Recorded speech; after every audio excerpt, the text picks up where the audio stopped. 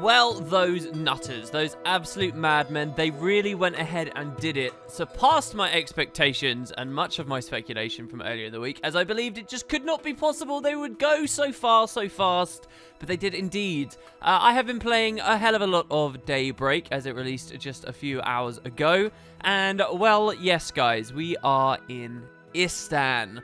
Unlike the start of Living World Season 3, which gave us a little map nestled in right next to where a lot of the expansion content was, that was Bloodstone Fen, the start of Season 4 has taken us many miles south of the already most southerly regions that we got with the expansion itself, and we are on the Isle of Istan. The world map has expanded quite significantly, and I'll tell you what, they put a hell of a lot of stuff in there as well. I've been really enjoying myself. This is the famed triple release, and what I want to talk to you about today is the general stuff that appeared in the patch notes and regular changes with the game. This will be mostly spoiler-free, so do not worry. And when I say spoiler-free, I mean for all of the various branches of the game that were updated. But my god, there is going to be quite a lot to get through here. Because yes, not only did Istan get added, and we'll talk about that in just a second, we did have a new raid. That raid is the Underworld. So that is freaking huge as well, the fact that we finally get to go back to this prominent endgame area from the roots of this entire franchise from years and years and years ago. The Underworld is there, and it's a full-fledged wing that seems very much on par with the original wing that we got with the Spirit Veil. And even Fractals had a bit of an update. Now, this one I haven't really played. Really seen very little of. However, the Fractal is something we managed to guess at least correct, and that is we get to go to Ilona's history, and we get to play as the bad guys, essentially. You play as the Awakened during some prominent event. I've not finished it yet, so again, there won't be any spoilers there. But Fractals as well, beyond just getting a new Fractal, they had 2 revamps and a ton of other stuff, so yeah, let's jump on in. What an exciting patch. I'm really glad that Season 4, let me just say at the start of this video, has managed to not just come in a short space of time after the expansion itself, but actually slam out so many different branches of content. The idea that they might have held the raid hostage or the Fractal hostage for a little while to make this a triple release is a bit sad, but that aside, my god, what an explosive thing, and I hope you guys feel ready and done with Path of Fire, because already we're looking at Winter's Day coming back. The content just keeps rolling. Alright, so let's get into it. First, let's talk about the new region of the world. This is where the vast majority of all my hours of playtime over the night have been. The story essentially has us take a boat, skipping past Corner, which borders on Vabi, and arriving straight in Istan. We return to the very initial early areas of the Nightfall campaign from a decade ago. And why this is really important, actually, for any long-term Guild Wars 1 player, is that Istan is an island that had a huge amount of quests in it, lots to learn about the setting, but also an extremely important city there, known as Kamadan, the Jewel of Istan. It was kind of one of the very rare places in Guild Wars 1 as the game's populations receded that ended up having lots and lots of players around all the time. The regular name most players knew Kamadan by was Spamadan, because this was the place you'd go to trade with your friends. This was the place you'd go. Even today, if you hang out there, you'll find there's multiple districts of people that you can communicate and chat with. That has now been added to Guild Wars 2.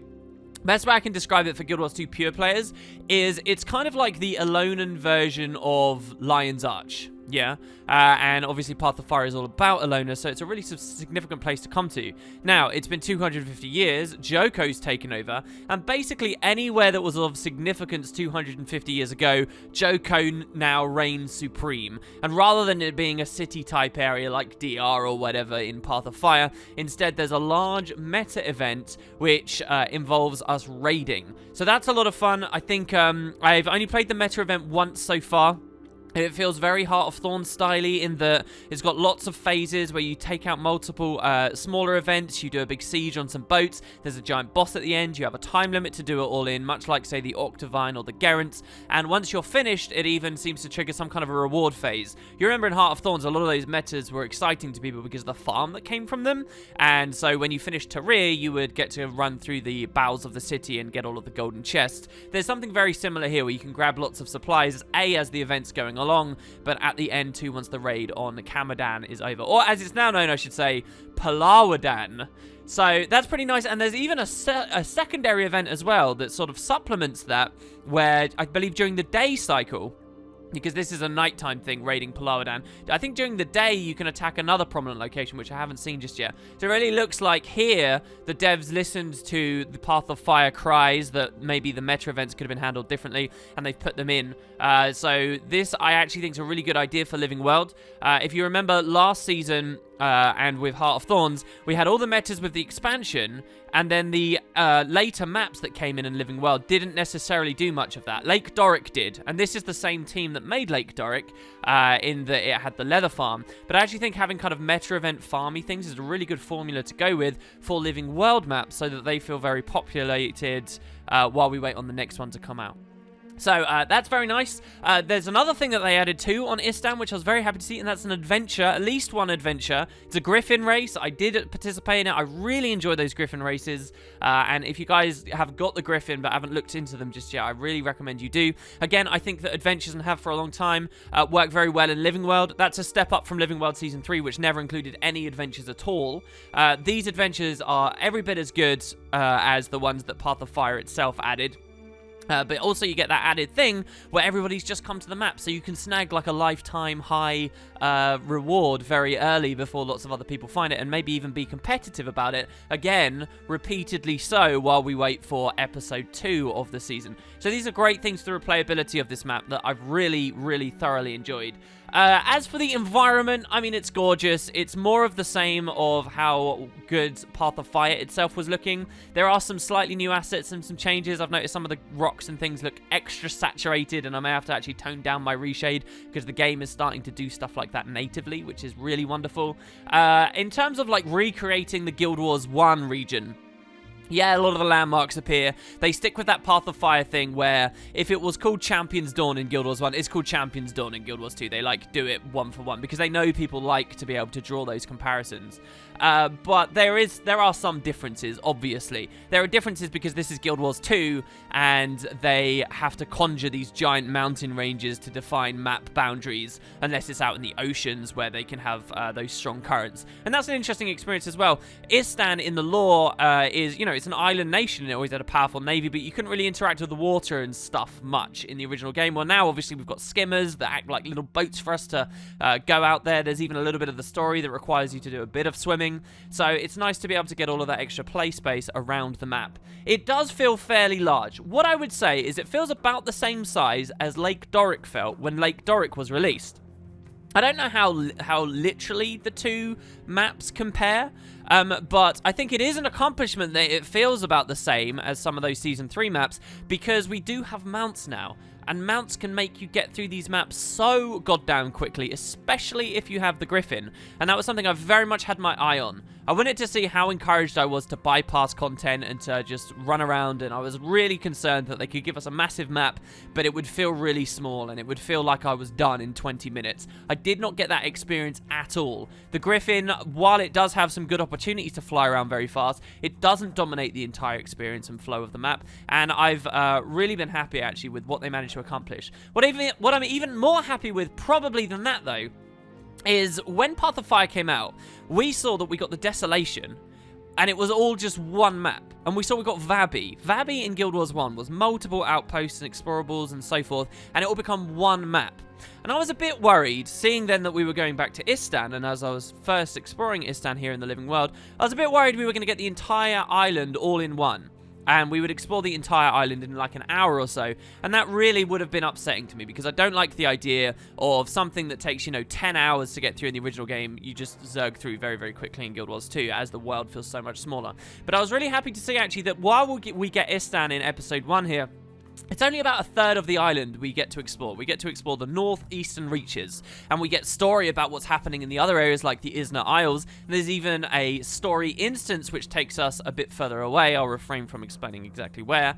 But mostly it's there. It's in the northeast, and I really enjoy that, because what it means is we can have wide eyes and think, oh yes, okay, episode 2 we'll get more of Istan. Episode 3 we'll get even more. I would guess that there's probably going to be about 3 patches that unfog Istan for us. And then maybe we'll start looking at corner and things as well. Just from the amount of play space that's been carved out here on episode 1, I think it really sets my expectations for what this Living World season is going to do. And it's probably going to give us an unlock access to most of Alona. I think that's probably what the devs are going to do, and right at the end of that, we'll have some excuse or reason to go to the Far Shiver Peaks, the Blood Legion homelands, Cantha, wherever else, and that'll be the next expansion. I really think that's what the devs are going for. But hey, they might surprise us. There's some interesting stuff in the world of data mining as well to do with the Asura, but I guess that's out of the scope of this video. So yeah, all in all, I've really loved it. I loved the pace of exploring this map. It didn't feel as terrifyingly small as I thought. And to compare it to the start of Season 3, Bloodstone Fen is laughable. And Bloodstone Fen we had to wait so much longer for too. So double thumbs up there from me. Moving on, the story. I don't want to spoil things, but that was obviously a lot of what I did.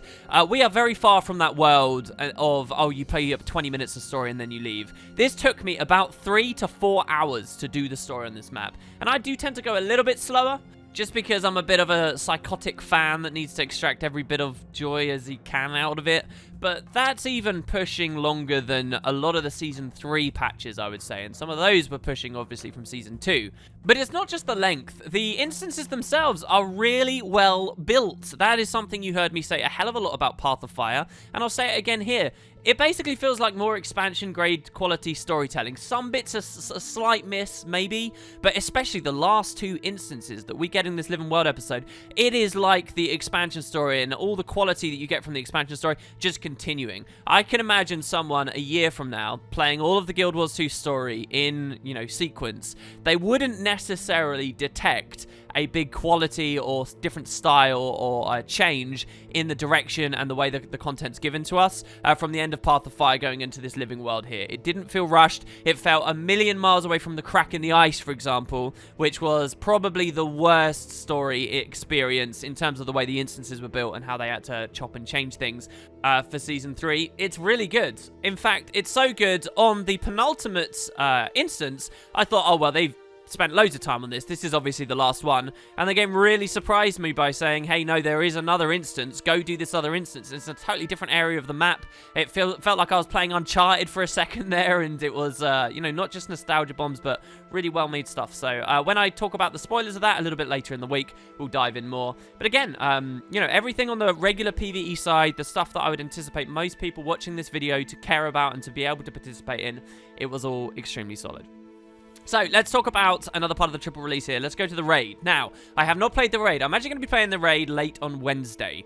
So, maybe I'll have more information for you then. However, I did take the time, without a full squad, to just go check out the raid entrance, to walk inside, see what I could see. Any of you are capable of doing that, and I thoroughly recommend you do. I got to speak to Scholar Glenna on the inside of the Underworld, learn a little bit of why we were here. Basically, the current event stuff that they established chained directly into this. I found it really interesting as well in the way that the dialogue was handled in the raid itself. It alluded to the current event stuff, meaning that the raid team probably knew they wanted current event style stuff to lead players inside, which was really fun. Obviously, I was gated with the first encounter, which I can't complete without 10 other players.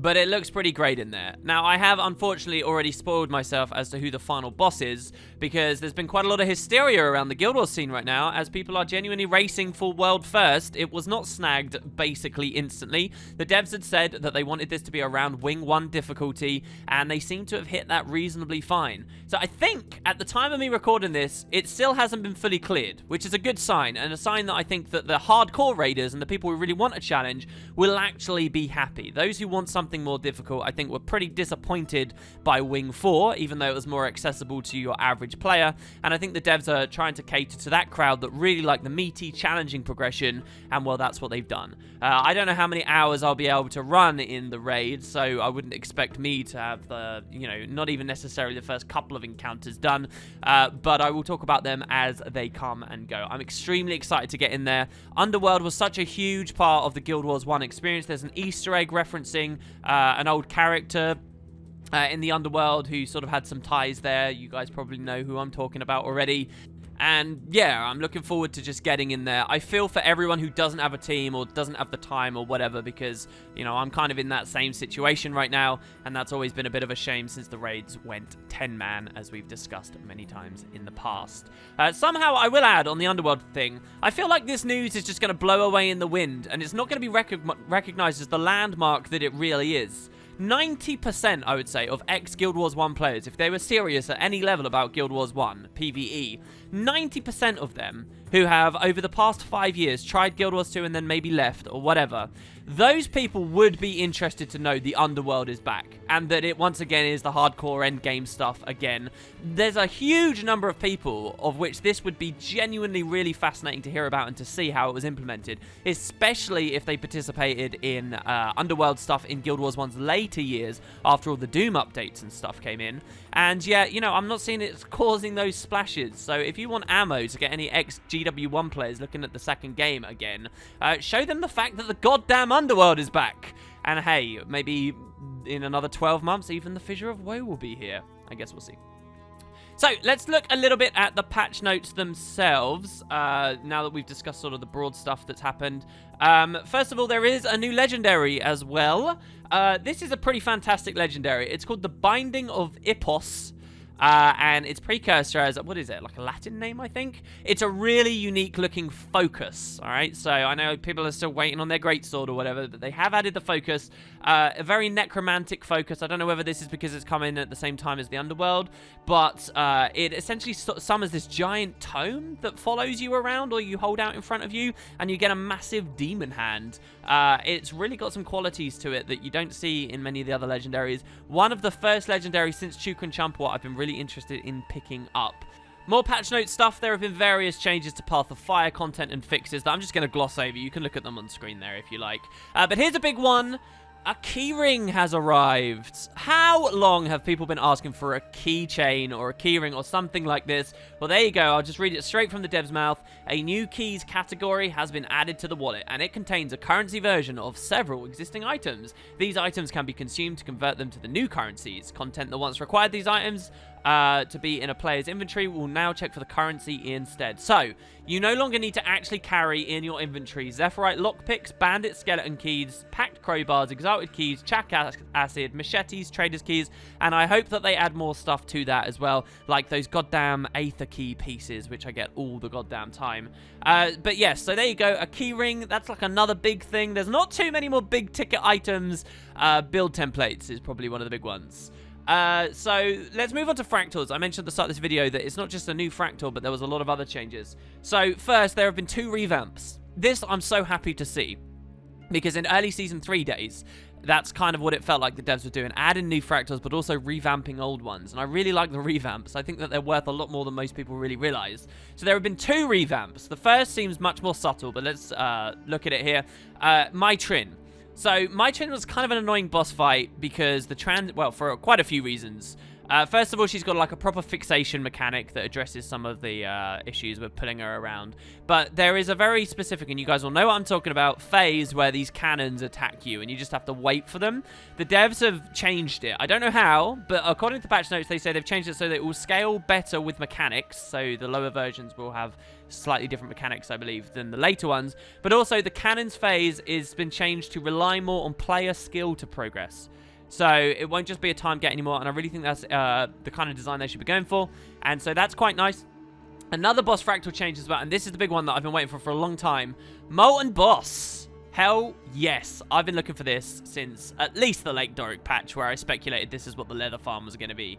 So this effectively kills Fractal 40 farming. If you guys don't know what that is, that's where people with SSDs and really quick loading screens charge into Fractal Scale 40, which is the Molten Boss, over and over and over again. You complete it in like, well, 1.5 minutes to 2 minutes. You get a ton of karma, rewards, chance at exotics, and you just do it again, and you do it again. One of the very few like really grindy, monotonous farms in the game that nonetheless was very, very viable to do. So that's basically gone now. Because the fractal seems to be a lot longer. They say that the Molten Boss fractal was too short to be considered a full fractal, and it has had some time-gated content that made replaying the boss a bit tedious. So what they're talking about there is the cutscene when you'd have to wait for them to spawn and talk. Now the fractal is full length, and it has received various improvements to bring it up to our new quality standards. So no one really knew, who's maybe played the Molten Boss but doesn't know exactly its origins. The Molten Boss is a fractal version of some old Living World Season 1 content. It's basically a slice of a Living World Season 1 dungeon that was temporary and you can't access anymore. If you play the Molten Boss though, and maybe while you're getting some collections you'll find yourself doing this, you'll notice you can explore a ton of other areas around there. There's like a huge place up back after the bosses die. There's a place behind some steam walls that you can use teleports to get yourself back to. It's a big dungeon. There's lots of stuff the devs could have played with, but when they made the Fractal, they just reduced it to the bosses, and that's it. Well, so here, they've reintroduced some of that stuff. So, improved the environment, art, and lighting. Added new encounters reminiscent of the original dungeon. Added new dialogue for the final bosses. Removed unnecessary waiting. Replaced a cinematic. Rebuilt the Molten Alliance creature skill sets to be better telegraphed and more fair. Added the new content to the second phase of the boss fight at the higher tiers, 3 and 4. Implemented various bug fixes and improvements. So I'm really curious to get in there and play that. I like these revamps. I really like these revamps. I want to see them keep doing those because it feels almost as good to me as getting an entirely new Fractal. Almost. Not quite, but almost. Other changes to Fractals too. It doesn't stop there. There's 2 new instabilities. So these are like the gambits, the augments that will appear on your bar and change your experience of the Fractal even if the content was the same as doing a lower scale. So they've added one called Hamstrung, which is the lower your health is, the slower you move. And then another one called Fractal Vindicators. Fractal Avengers have been replaced by the more powerful Fractal Vindicators. I have no idea what this is or what it does, and doing a little search online before making this video, all I can find is one person on Reddit saying that this is pure evil in like a fun way, in a nice way, I guess. So I don't know what the Vindicators are. I would guess it's when you go downstate and one of these spirits spawn, maybe these guys just fight now instead of go for a stomp and disappear. Maybe they stay around. Who knows? Then there were a butt ton of reward changes. I won't go over all of it. There's a huge list on screen for you to look at.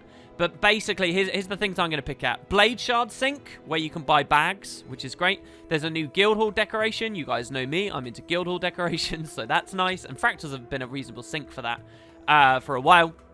There are new Ascended Trinket stats that you can select. There are new infusions, including expertise and concentration. So that's boon duration and condition duration.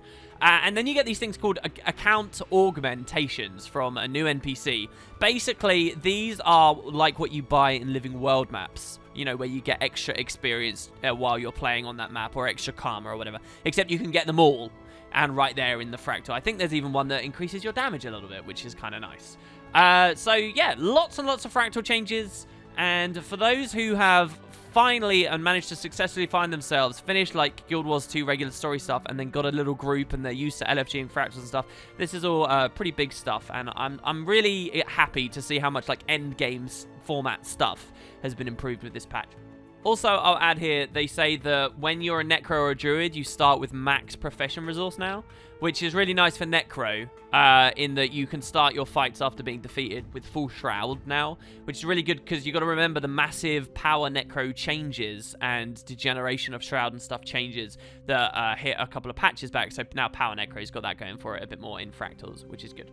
Moving on, there are a bunch of raid changes. They're all on screen. Those are raid changes associated with the older encounters. A lot of it does look positive. I won't nitpick over all of it. You can pause the video if you like. And then lastly, there was a slight change for SPVP, which was that they disabled mounting and gliding in the free-for-all arena in the new Heart of the Mists, which I'm sure a lot of you watching this video forgot is even a thing, but yes, it's there. I did not see this. I didn't realize that mounts were available there and people were using their mount engage skills and stuff on one another. That sounds hilarious. But yes, they fixed that. And Wiki notes, too, that if you've been playing Guild Wars recently, and you get on a mount shortly after a loading screen, you might have noticed your character desyncs from the camera and you just sort of run away. It's a very funny bug. Apparently that's been fixed, or Wiki notes that that seems to have been fixed, so at least it should happen a lot less now. Very shortly after the patch, there was a supplementary update and a ton more patch notes that the devs added that they'd forgotten to get to on the first time through. So I'll just quickly run through those as well. So first, there was kind of a thing with balance. Now, we did just very recently have a balance patch, and we don't get it here, but they fixed some bugs with Mirage, which were causing its damage to blow well out, and I mean seriously out. It's a bit unfortunate because I was hoping to cheese Wing 5 with Mirage, but the devs have very smartly nerfed those, so it related to some of the ambush abilities on Axe, or the ambush ability, I should say, on Axe. Double hitting, if you stood inside the large hitboxes, you could hit multiple times, and it was just scaling like wild. So now that those bugs have been fixed, it actually really kicked Mirage damage in the teeth, as far as I'm aware. But I could have been led astray on that a little bit. But there you go. That might take people back off of Infinite Horizons and moving again to the Sand Shards variant, which is what we had originally at the start of Path of Fire. So there's that. The devs also introduced with this patch a Gift of Desert Mastery. So this is for legendary weapon crafting for the Gen 2 legendaries after the first 4. So Chuk and Chumpawat and earlier are like full-on Heart of Thorns things. But basically, the ones that they introduced throughout Season 3, you can use a Gift of Desert Mastery to craft. And I think this is for Path of Fire players who don't have the Living World Season 3 maps. So they're doing it this way or something like that. It's like another option to craft these. And so they basically declared that this set from that point forwards, they're the Gift of Desert Mastery set, and hopefully they're figuring that out and paving the way and sorting things out for the next expansion and how legendary crafting will go from there.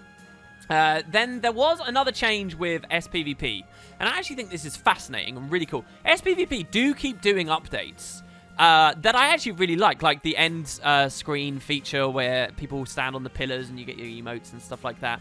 There is a new PvP score timeline feature, and you'll notice they keep updating spectator mode and so forth. So you can now see a running timeline of the score in Conquest matches and the events that changed it, which is brilliant. And I wonder if they did that for Stronghold as well, which fundamentally is very different in the way it gets scored and stuff. But so you can see that. That sounds really good for post-game analysis and could help commentators and casters and stuff. It's just a shame it's coming now when people are sort of moving away from the scene, it seems. But they keep putting them in there, and I kind of respect that. They keep putting stuff in and improving the PvP side of stuff, little by little, at least from spectating standpoints. And who knows, maybe some of those casts will be a bit better now that can be used. I know I'll certainly keep my eye out. And finally, there was a one of the weirdest updates I've ever seen for Guild Wars 2. Right here, right at the end of the video. A China-specific patch. When zooming in on a Necromancer of any race, you can now do it, I guess, or something. I don't know. This is really weird. Even seeing the specific development for China being listed under our patch notes here. Very strange. My guess is this would have something to do with the fact that Necromancers at character creation had one of those headpieces that looks like a skull, and they did something weird with the camera so that this wouldn't be a problem, because depicting skulls is a problem when you port stuff to China, and so now they fixed that. I've got no idea. But there you have it. Weird update. Nice to see in the patch notes. And that, guys, is Daybreak. What a release. There's going to be a lot more videos on this. This is kind of the overview. That's the patch notes for you. I thoroughly enjoyed my time playing last night. I hope to thoroughly enjoy myself working through the raid as well on Wednesday evening. And yeah, I will keep you guys in the loop as best as I can. I'd love to hear your first impressions down below. Do feel free to spoil in the comments, but just tag your comments saying, hey, I'm going to spoil stuff so that people can ignore it if they like. But I'm really curious what you guys think. And wow, what a different start to a season compared to Bloodstone Fen, eh? Wow. Thanks very much for watching, guys, and I'll see you very shortly.